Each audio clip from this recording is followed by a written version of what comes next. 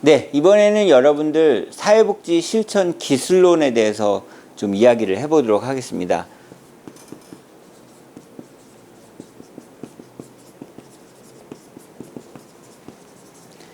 자, 여러분들 지금 사회복지 실천 기술론 같은 경우에 23년도에는 매우 어렵다라고 말씀을 드렸었습니다. 제가 이렇게 분석해 본 결과로는 8문제에서 12문제가 가장 많이 포진이 되어 있었다라는 거죠. 이건 절반도 마치지 못했다라는 얘기가 되는 건데, 왜 이렇게 어려웠냐라고 한다 그러면은 바로 실천 모델과 관련된 이 문제가 실천기술론에서 유독 많이 나왔어요. 이게 5문제에서 7문제 정도까지 나왔던 상황이라는 겁니다. 이 실천 모델이 뭐 위기 개입 모델, 문제 중심 모델, 해결 중심 모델 뭐 이런 식으로 나오는 모델에 대한 이름인데, 해결 중심하고 문제 중심하고 뭐 이런 모델, 심리사회, 사회심리, 정신역동 뭐 이런 식으로 모델들이 있는데, 이 모델들을 요번에 이제 교과서에다 좀 강화를 시키기는 했지만, 작년에도 강화를 시켰었는데, 이 실천 모델과 관련된 문제에서 아마 여러분들이 많이 헷갈리셨던 모양이에요. 그러다 보니까 이게 많이 틀렸던 거라고 보시면 좋을 것 같습니다. 사실은 사회복지 실천론하고 실천기술론은 쌍둥이인데, 제가 지금 계속해서 여러분들 이 핵심, 그러니까 키워드별로 이렇게 설명을 드리고 있지만은, 인행사에서는 발달이 중요하고, 조사론에서는 표집이 중요하고, 그 다음에 실천론에서는 뭐가 중요하다? 사례관리가 중요하다. 통합조정권이 중요하다고 얘기했는데, 실천기술론에서는 문제가 나올 때가 별로 없어요. 이유가 뭐냐면 실천론하고 실천기술론하고 중첩되는 부분들이 한 3분의 1 정도가 중첩이 되기 때문에 나타난 일입니다. 그러니까 실천론 문제가 실천기술론 문제에서 나오고, 실천기술론 문제가 실천론에서도 나오는 경우가 있는데, 아마 이 실천 모델 부분이 한 30% 정도 나오고, 그 다음에 시험 문제에 많이 나오는 것, 그러니까 이것보다 많이 나오지만 그 다음에 나오는 부분들, 지금 2인자가 돼버린 2인자가 돼버린 실천 모델 이외에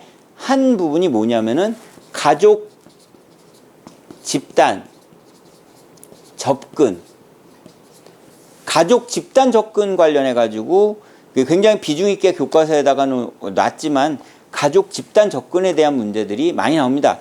요것과 요것을 합치면은 전체의 50%에서 60%가 나온다고 그래도 과언은 아니다라는 거죠.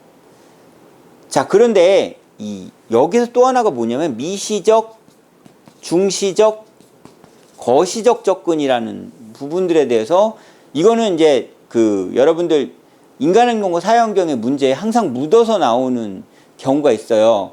브롬펜브레너 이런 이 사람에 대한 문제가 되게 많이 나오는데, 사실은 이게 실천론, 실천기술론 문제에 미시중시 거시라는 이 문제가 실천론, 실천기술론 영역 문제인데, 이게 인행사 가서 붙어 있는 거라고 보시면 되는 거죠. 그래서 미시중시 거시에 대해서도 여러분들 아셔야 될 필요가 있다라는 말씀을 드리는 거고요. 그 다음에 나머지는 상단기법이에요. 되게 간단하죠? 지금 다른 것들은 판서가 되게 넓은데, 이건 왜 이렇게 간단하냐면은, 나오는 데가 요 실천 모델하고 가족 집단 요렇게 두 가지만 여러분들이 충분히 공부를 하시면, 나머지 부분들은 실천론에서 이미 배우신 부분하고 비슷한 부분이 있어요. 뭐 전문적 관계라든가 이런 것들, 그죠? 이런 전문적 관계라는 부분들에 대해서도 이미 실천론에서도 배운 부분이 있기 때문에, 뭐 비슷한 중첩되는 문제가 3분의 1을 제외해 놓고서는, 여기 가족 집단하고 실천 모델 제외해 놓고서는 문제 낼 게 별로 없어요. 그리고 나머지가 뭐다? 상단기법이라는 거죠. 그래서 상단기법에 여러 가지가 있는데, 뭐 재보증, 재명명, 이거 구별하시는 것이 시험 문제에 많이 나오는 거라고 보시면 좋을 것 같고요. 뭐 환기, 직면, 뭐 이런 것들, 이런 것들에 대한 내용들도 많이 나옵니다. 예, 이런 것들이 이제 중요하다라고 생각을 하시면 좋을 것 같아요. 그래서 가족하고 집단은 주로 뭐가 나옵니까? 라고 얘기하면은 가족에게는 순환적 인과성이라는 게 있어요.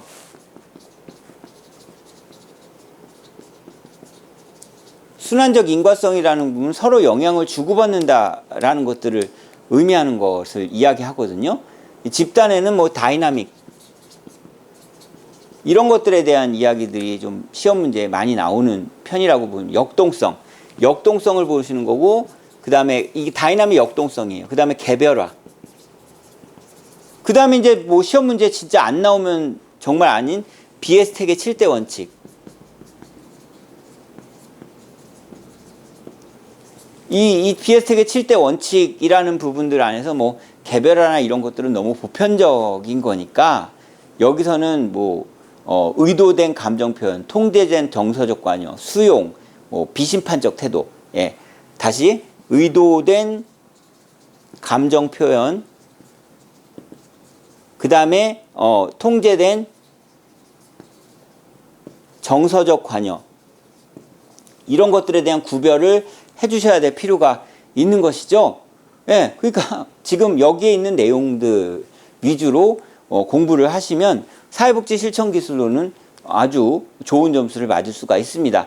근데 이제 뭐 계속 예상도 하고 했지만 이 실천 모델이라는 부분들의 영역이 너무 넓어서 제가 교과서 안에다가 이제 실천 모델에 대해서 더 강화를 시킨 부분이 있지만 그놈이 그놈 같고 그놈이 그놈 같고 그래서 좀 어려울 수 있습니다. 아무튼 요 형식으로 공부를 하시면 여러분들이 좋은 점수를 얻을 수 있다라는 것이죠. 자, 이쯤 되면 지금 우리가 4과목제 하고 있잖아요. 이쯤 되면 어떤 생각이 드냐면 아니 뭐 그 교과서 보니까 그 안에 있는 내용 다 나왔네. 아니 이게 다 나오리란 보장이 없잖아요 라고 얘기하는데, 다시 한번 말씀드리지만 다 나옵니다. 예, 그 문제를 좀 바뀌어서 나오는 부분이기 때문에 강의를 듣고 책을 보면 충분히 좋은 점수를 얻으실 수 있다라는 말씀을 드립니다. 다시 한번 설명드립니다. 자, 실천 모델과 가족 집단에 대해서 이해하는 것들이 굉장히 중요하다라고 말씀을 드렸고, 그 다음에 미시, 중시, 거시, 전문적 관계, 상담 기법, 이 4가지를 기준으로 해가지고 여러분들이 학습을 하시면 사회복지 실천 기술론도 좋은 점수를 얻을 수 있다라는 말씀을 드립니다. 자, 이렇게 해서 사회복지 실천 기술론에 대해서 설명을 마치도록 하겠습니다.